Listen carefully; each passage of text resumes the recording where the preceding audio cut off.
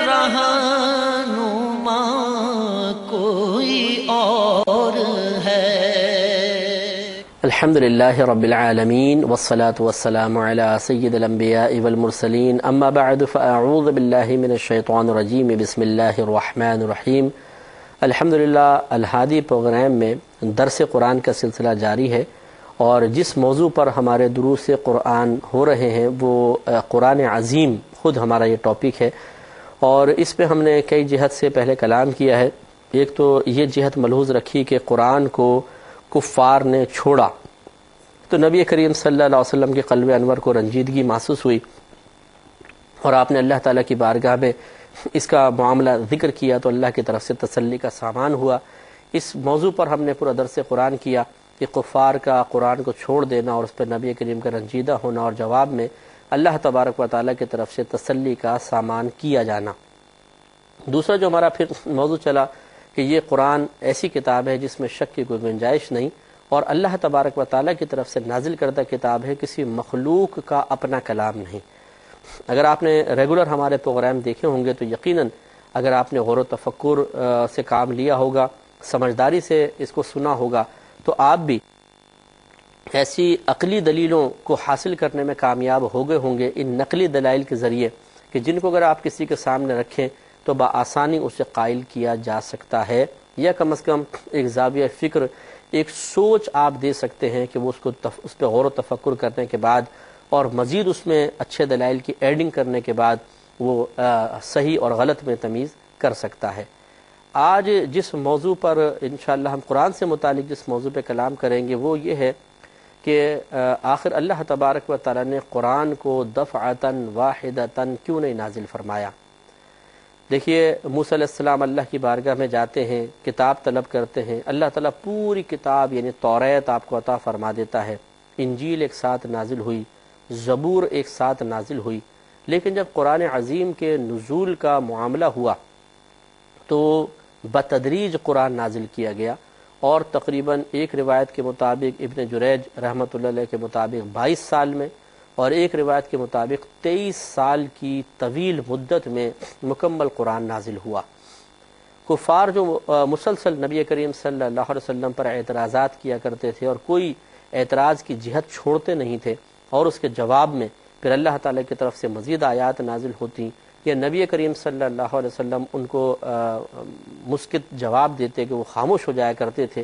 تو انہی اعتراضوں میں ایک اعتراض یہ بھی ہے جس کو اللہ تعالیٰ نے سورہ الفرقان کی آیت نمبر 32 میں بیان کیا، اور اسی پہ انشاءاللہ پھر ہم اپنے کلام کا سلسلہ جاری رکھیں گے۔ اور کفار کے اس اعتراض کا ایک جواب تو خود اللہ تعالیٰ نے قرآن عظیم میں دیا، لیکن مفسرین نے پھر جو اس کے جواب مرتب کیے اور تقریباً 8 جواب دیے ہیں، 8 وجوہات بیان کیے کہ کیوں قرآن عظیم ایک ساتھ نازل نہیں ہوا بلکہ آہستہ آہستہ نازل ہوا۔ وہ 8 وجوہات جاننے کے بعد ہم بھی اللہ تعالیٰ کی حکمتوں پر بہت حد تک مطلع ہو سکتے ہیں کہ کیوں اس نزول کے اندر یکبارگی کا اعتبار نہیں کیا بلکہ آہستہ آہستہ قرآن عظیم کو نازل کیا گیا۔ چنانچہ سورہ فرقان آیت نمبر 32 میں اللہ تبارک و تعالیٰ فرماتا ہے وَقَالَ الَّذِينَ كَفَرُوا،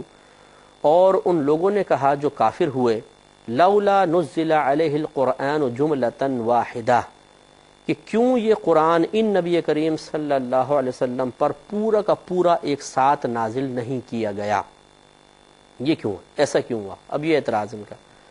کذالک، اللہ تعالیٰ فرماتا ہے معاملہ اسی طرح ہے، ہم نے آہستہ آہستہ قرآن کو نازل کیا۔ وجہ کیا ہے؟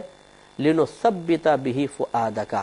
اے حبیب کریم صلی اللہ علیہ وسلم، تاکہ اس قرآن پاک کے آہستہ آہستہ نزول کے ذریعے آپ کے قلب کو تقویت حاصل ہو۔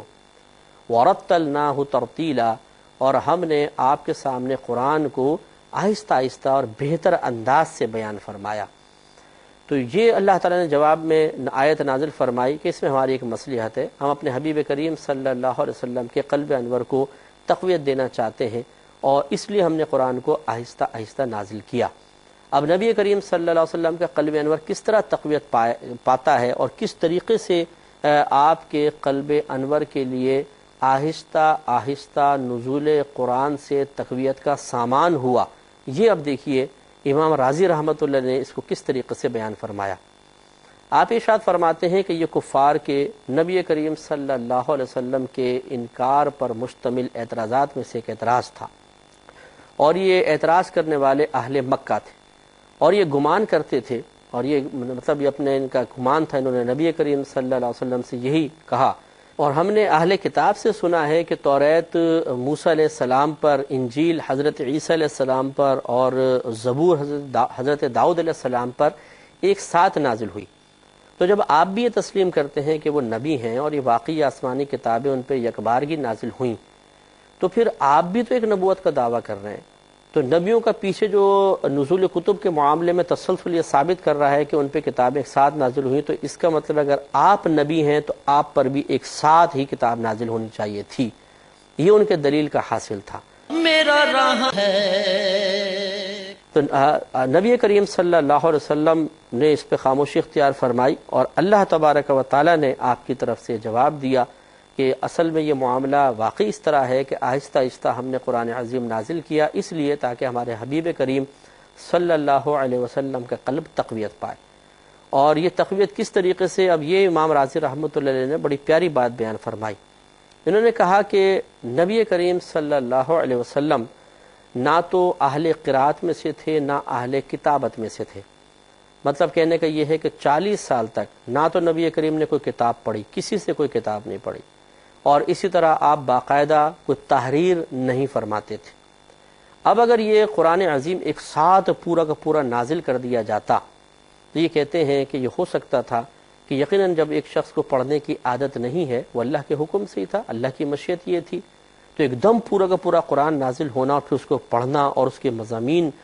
پر بار بار غور و تفکر کرنا یقیناً دشوار ہوتا، اور اس سے قلب انور میں ایک اضطراب پیدا ہوتا، بے قراری پیدا ہوتی۔ تو اس لیے اللہ تبارک و تعالی نے بتدریج آہستہ آہستہ قرآن نازل فرمایا، تاکہ وہ نبی جو اللہ تعالیٰ کی مشیت اور حکمت کے تحت 40 سال تک کتابوں کے قریب نہ رہے اور آپ نے کوئی کتاب باقاعدہ نہ پڑھی، ان کے لیے اس پورے قرآن کو پڑھنا بالکل آہستہ آہستہ آسان ہو جائے، اور آپ کا قلب انور کسی بھی جہت سے تشویش میں مبتلا نہ ہو۔ دوسرے انہوں نے کہا کہ اکثر ایسا دیکھا گیا ہے کہ جب کسی کے پاس کوئی کتاب ہوتی ہے تو عموماً طبیعت انسانی، نبی کریم کے بارے میں بھی بات نہیں کر رہے، ایک عام امام راضی فرماتے طبیعت انسانی ایسی ہے کہ وہ تھوڑی سی تساہل کا شکار ہو جاتی ہے، سستی کا شکار ہو جاتی ہے، کس اعتبار سے کہ پھر یاد نہیں کرتی کہ چلو کتاب تو ہے نا، کیا کرنا ہے یاد کر کے، جب چاہیے ہوگا کھول لیں گے۔ تو ہو سکتا تھا کہ اگر ایک ساتھ کتاب نازل کی جاتی تو نبی کریم صلی اللہ علیہ وسلم پھر اس کو حفظ نہ فرماتے، بلکہ بوقت ضرورت مسئلہ بس بیان فرما دیتے، لیکن مشیت الہی یہ تھی، اللہ تعالیٰ یہ چاہتا تھا کہ یہ کتاب باقاعدہ یاد ہو، نبی کریم صلی اللہ علیہ وسلم کے قلب انور میں، آپ کے ذہن مبارکہ میں اس کے مضامین بالکل لفظ بلفظ موجود ہوں، لہٰذا آپ نے اللہ تعالیٰ نے آہستہ آہستہ اس کو نازل فرمایا، کیونکہ آہستہ آہستہ کسی چیز کا نازل ہونا یا کسی چیز کو دوسرے تک پہنچنا یہ حفظ کے مقابلے میں بڑا کامل و اکمل کردار ادا کرتا ہے۔ جیسے اگر آپ بچے کو ایک ساتھ پوری کتاب یاد کرانے کی کوشش کریں ایک ہی دن میں، کیسے ہوگی؟ اگر ایک ایک چیز یاد کروائیں، 1 دن 2 دن 3 دن 4 دن، تو یقینی سی بات ہے یہ حقیقی چیز ہے کہ آہستہ آہستہ وہ چھوٹا سا بچہ بھی 1 مہینے بعد اس کتاب کے بہت سارے مضامین کو یاد کرنے میں کامیاب ہو جاتا ہے۔ تیسرا انہوں نے بیان فرمایا کہ اگر ایسا ہوتا کہ ایک ساتھ اللہ تبارک و تعالیٰ اس کتاب کو نازل فرما دیتا تو یقیناً جتنے بھی احکام ہیں قرآن عظیم کے وہ بھی ایک ساتھ نازل ہوتے۔ تو اس کا نتیجہ یہ نکلتا کہ وہ عرب لوگ جو ابھی قرآن جو مطلب شرعی احکام کے پابند نہیں ہیں، ان پابندیوں کو ابھی برداشت کرنے کے عادی نہیں ہیں، جب ایک ساتھ اتنے سارے احکام نازل ہوتے تو یقینی سی بات ہے کہ وہ اس کے متحمل نہ ہو پاتے اور وہ انکار کر بیٹھتے۔ جیسے آپ دیکھیں شراب کے بارے میں ہی اللہ تبارک و تعالیٰ نے پہلے صرف اس کی برائی کو بیان فرمایا، پھر فرما دیا کہ اس حالت میں تم نماز کے قریب نہ آؤ، اور پھر اور حکم نازل فرمایا کہ اب تم اس سے مکمل طور پہ اجتناب کرو، بتدریج احکام نازل فرمائے۔ اسی طریقے سے دیگر چیزوں کے آپ احکام دیکھیں قرآن عظیم میں بتدریج بیان کیے گئے۔ تو اگر یہ سارے احکام ایک ساتھ نازل کر دیے جاتے تو یقینی سی بات ہے کہ لوگوں اس زمانے کے لوگ وحشت میں مبتلا ہو جاتے، گھبرا جاتے، سینکڑوں احکام ایک دم نگاہوں کے سامنے آتے اور وہ اس کے متحمل نہ ہو پاتے۔ تو اس طرح بتدریج آہستہ آہستہ قرآن نازل کرنے میں حکمت یہ بھی تھی کہ ایک ایک حکم، 2 حکم، پھر بیچ میں تھوڑا سا گیپ کہ مثلا کچھ جہنم کی آیات آ گئیں، پچھلی قوموں کے واقعات آ گئے، نصیحتیں ہو گئیں، پھر 2 حکم نازل ہو گئے۔ اس طرح بتدریج جب یہ حکم نازل ہوئے، ایک ایک حکم کو صحابہ یا مسلمان اختیار کرتے رہے، پھر کچھ عرصے بعد دوسرا آتا اس کو اختیار کرتے، تو اس کا اختیار کرنا آسان ہو گیا۔ اور اس کی حکمت سب سمجھ سکتے ہیں کہ ایک ساتھ 10 احکام بیان کرنا اور اسے ایک دم حکم دے دینا، اور ایک ایک کر کے 10 بیان کرنا، درمیان میں گیپ رکھ کر حکم دینا، یہ کون سی چیز طبیعت پر آسان ہے اور کون سی دشوار ہے، یہ آسانی سے فیصلہ کیا جا سکتا ہے۔ چوتھی اس کی وجہ بیان فرماتے ہیں کہ جبریل امین وحی لے کر آتے تھے اور مختلف روپ میں آیا کرتے تھے، کبھی انسانی روپ میں آتے تھے، کبھی اپنی اصلی شکل میں آتے تھے کہ آپ کے سینکڑوں پر ہوا کرتے تھے اور آپ پورے آسمان کو گھیر لیا کرتے تھے۔ ایک روایت میں ہے کہ سرکار نے فرمایا کہ وہ کرسی پہ بیٹھے تھے تو پورے آسمان کو انہوں نے گھیر لیا، یعنی اتنی ہیبت نظر آتی تھی۔ تو اگر ایک دم پوری کتاب لے کر آتے، فرسٹ ٹائم میں آتے ایک دم اپنے کسی شکل میں، تو نبی کریم صلی اللہ علیہ وسلم کا قلب انور وہی کسی وحشت میں مبتلا ہو سکتا تھا، ایک روب اور دبدبہ طاری ہو سکتا تھا جو آپ کے لیے مطلب اللہ تعالیٰ کو پسند نہیں تھا۔ لہٰذا آپ بتدریج آہستہ آہستہ جبریل امین کے احوال کا مشاہدہ کرتے رہے، مختلف شکلوں میں دیکھا، مختلف روپ میں دیکھا، اور اس طرح آپ کا قلب تقویت پاتا رہا۔ اور یوں ہی یہ بیان اسی میں بیان کرتے ہیں، اسی طریقے سے جو مطلب آیات نازل ہوئیں اور جو پھر انبیاء علیہ السلام کے لیے ضروری چیزیں تھیں، وہ بھی آیات کے ساتھ ساتھ نبی کریم ان وارثات کو اختیار فرماتے رہے اور وصف نبوت میں کامل سے کامل تر مثلا ہوتے چلے گئے، جیسے علم بتدریج حاصل کرنے کے اعتبار سے۔ تو اس طرح آپ میں مضبوطی آتی چلی گئی۔ ایک ساتھ کتاب نازل کرنے میں یہ تمام معاملات نہ ہوتے، اس لیے اللہ تبارک و تعالی نے آپ کے لیے اس طریقے سے